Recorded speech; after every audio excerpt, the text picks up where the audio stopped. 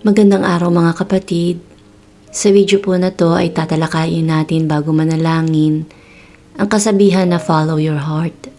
Madalas po natin niyang marinig, pero tama ba na sundin natin ang sinasabi ng ating puso? Tingnan po natin ang sinasabi sa Biblia tungkol dito. Ayon sa mga Kawikaan 4:23, ang puso mo ay ingatang mabuti at alagaan, pagkat iyan ang siyang bukal ng buhay mong tinataglay. Ang puso po na tinutukoy sa bersikulong ito ay hindi ang puso natin na gumagana para tumibok at magtulak ng daloy ng dugo sa ating katawan. Ang puso po na tinutukoy sa Biblia ay ang ating mga kagustuhan at emosyon. Ang puso ay nabanggit sa Biblia ng mahigit sa 1,000 beses. Ang bersikulong ito sa English version na mababasa sa Proverbs 4:23 ay nagsasabi na, "Guard your heart above all else, for it determines the course of your life." Bakit kailangan po nating suriin ang ating puso? Bakit kailangan nating suriin ang ating kagustuhan at emosyon? Ayon po sa Jeremias 17, bersikulo 9, ang puso ng tao ay mandaraya higit sa lahat at lubos na masama. Sino ang nakakaalam kung gaano to kasama? Pero bakit popular ang kasabihan sa mundo na follow your heart? Madami po yan. Ilan lamang dito ang follow your heart and make it your decision. Follow your heart, it knows the way. You can't go wrong when you follow your heart. Follow your heart. Follow your heart. Follow your heart. Kung ang puso ng tao ay mandaraya at masama, bakit kailangan mo tong sundin? Balikan natin sa Biblia ang halimbawa ng follow your heart at kung bakit hindi natin dapat paniwalaan ang mga sinasabi sa mundong ito na sundin ito. Dahil ang Biblia ang salita ng Diyos at dito nanggagaling ang katotohanan. Sinungaling na tayong lahat, pero hindi ang Diyos. Sa kwento ni Haring David, pinagnasaan niya si Bathsheba na makita niya itong naliligo sa batisan. Kahit na asawa na ni Uriah si Bathsheba, nagkaroon si David ng sikretong relasyon dito hanggang sa planuhin niya ang kamatayan ni Uriah na asawa ni Bathsheba sa digmaan para maipagpatuloy ang relasyon niya kay Bathsheba. Dahil dito, hindi kinalugdan ng Diyos ang ginawa ni David. Ang isa pang kwento ng kapamahakan dulot ng pagtitiwala sa kagustuhan ng puso ay ang istorya ni Samson at Delilah. Hindi nais ng Panginoong makapangasawa si Samson ng babaeng taga-Philistine, pero nilabag ni Samson ang kagustuhan ng Diyos. Paulit-ulit ipinagkanulo ni Delilah si Samson kapalit ng pera.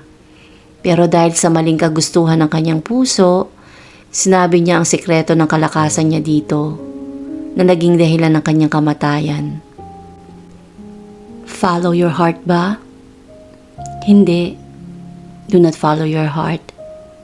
Dahil sinasabi sa Mateo 15, bersikulo 18 hanggang 20, na ngunit ang lumalabas sa bibig ay nagmumula sa puso ng tao at ito ang nagpaparumi sa kanya sa paningin ng Diyos.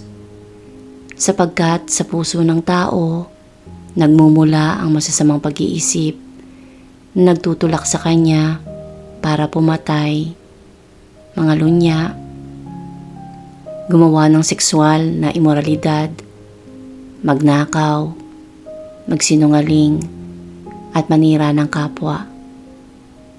Ang mga bagay na ito ang nagpaparumi sa isang tao. Ngunit ang kumain ng hindi naghuhugas ng kamay ay hindi. Follow your heart ba? Paano kung ang pagnanais mo ay masama? Paano kung ang gusto ng puso mo ay bawal? Paano kung ang magugustuhan mong gawin ay makapagpapahamak sa iyo at sa iba?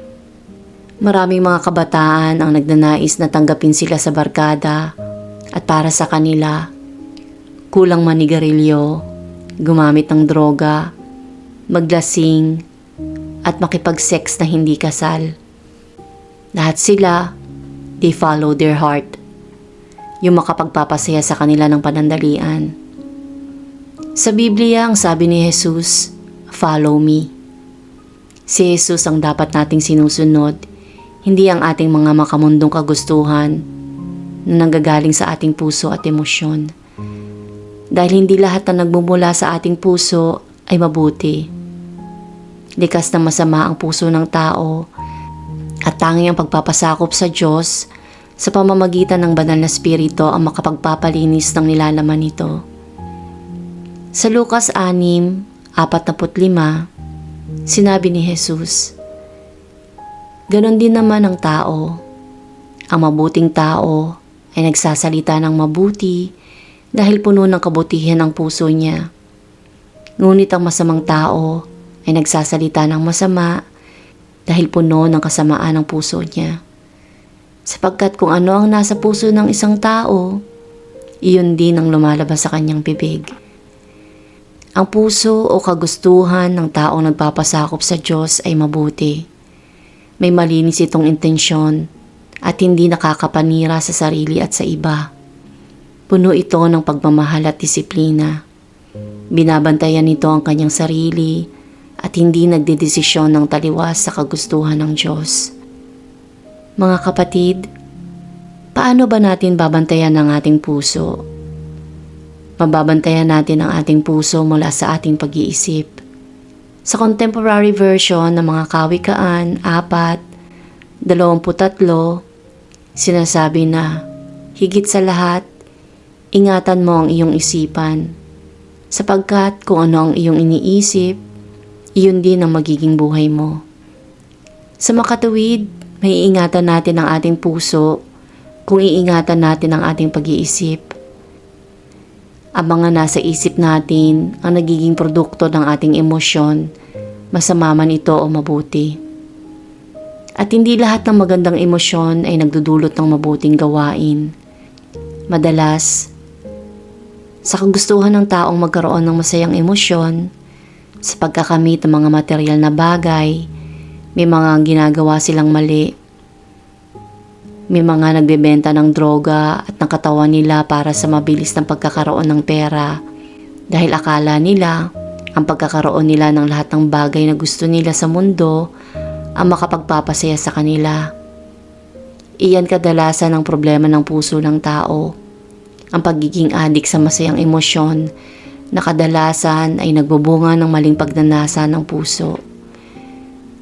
Kaya mga kapatid, importante na ang nasa puso natin ay ang salita ng Panginoong Diyos dahil bilang tao, madali tayong malinlang ng puso natin. Ngayon po ay manalangin tayo para sa ikagaganda ng kalagayan ng ating mga puso at maging kalugod-ligod ang laman nito sa harap ng ating Panginoon. Ipikit mo ang iyong mga mata, imbitahin ang presensya ng banal na spirito, isipin ang amang Diyos, at ang sakripisyo ng banal na puso ni Jesus para sa ating mga kasalanan. Kung handa ka na, manalangin tayo. Ama, sa pangalan ni Jesus, salamat po sa iyong banal na salita na nagsisilbing gabay para sa pagkakaroon ng dalisay na puso. Turuan mo ako na huwag sundin ang aking pusong makamundo, kung hindi ay tularan ng puso ni Jesus na siyang tunay na walang bahid ng kasamaan. Tulungan niyo po akong siya ang sundan at hindi ang aking puso. Ipaalala niyo po sa akin na mula nang tanggapin ko si Kristo Jesus bilang aking Panginoon at tagapagligtas, ako ay bago ng nilalang. At dahil sa bago na akong nilalang, ang pagnanais ng aking puso ay pawang kabutihan para sa akin at para sa aking kapwa. Ang pagnanais ng aking puso ay tanging mga bagay na inilalagay ng banal na spirito sa akin na nagmumula sa iyo, Ama. Naway ikaw lagi ang aking maging kagalakan upang ang aking mga pagnanais ay maging dalisay. Ama, bigyan mo po ako ng matatag na disiplina sa sarili upang mapaglabanan ng mga maling pag-iisip. Huwag po ninyo akong pahintulutan na magkaroon ng mga malalakas na emosyong makapagpapahamak sa akin o sa iba. Naway maging mapagmahal ang emosyon na dumadaloy sa aking puso. Ikaw, Ama, ang Diyos ng pag-ibig. At dahil dito, ikaw ang pinagmumulan ng lahat ng magagandang bagay na nagmumula sa aking puso. Baliin mo ang anumang maruruming pag-iisip na maaaring maglaro sa aking isipan. Dahil ito ang ugat ng lahat ng mali at hindi mabuting desisyon at pagkakasala sa iyo. Hinihiling ko, Ama, na protektahan mo ng banal na dugo ni Kristo ang aking puso mula sa aking pag-iisip, pagnanais at emosyon. Gayon din, Ama, hinihiling ko na maging mabuti akong ehemplo sa pagsunod sa iyo at hindi sa pagsunod sa ninanais ng aking puso. Dahil bilang tao, inaamin ko, Ama, na marupok ang aking puso at hindi ko kakayaning mapanatili itong malinis at mabuti kung wala ang presensya ng banal na spirito sa buhay ko. Iwinawaksi ko ang galit, inggit, kalaswaan, kalayawan, kalungkutan, kawalan ng pag-asa, at anumang hindi magagandang emosyong maaring maging bunga ng aking katawan mula sa maduduming bagay na pinahintulutan kong maglaro sa aking isipan.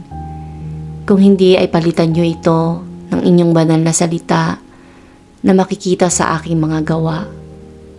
Ang lahat ng kapurihan ay ibinabalik ko sa pangalan ni Jesus. Amen.